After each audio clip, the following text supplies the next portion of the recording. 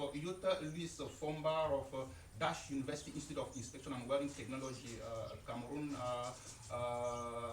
PhD in construction and over 16 years of industry experience, TWF staff and senior welding inspector.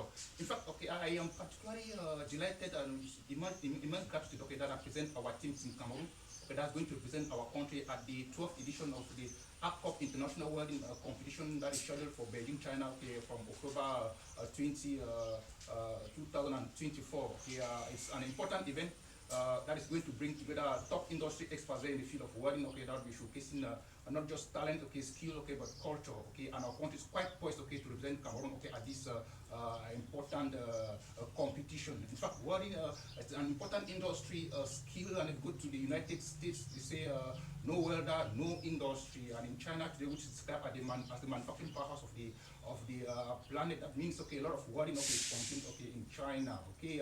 In fact, our country has progressed, okay, enormously in the field of welding, okay, with the open array being the first big project in Cameroon. That was a Chad Cameroon pipeline, okay, and today the government is quite poised, okay, to vulgarize the welding skill amongst the other skills that industry development in Cameroon has been adopted in the National Development Strategy of Cameroon 2020-2030, which targets making Cameroon a newly industrialized and prosperous nation. Okay, that is at our national level. But if you look at the welding skill, okay, it's so very important there to make Africa the continent Agenda 2063 of Africa, making Africa an industrial Africa.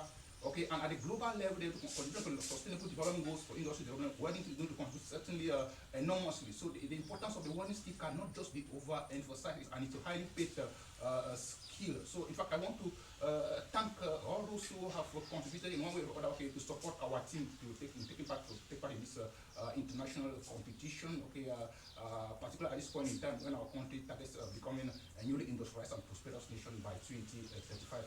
Thank you so very much, and long live Cameroon.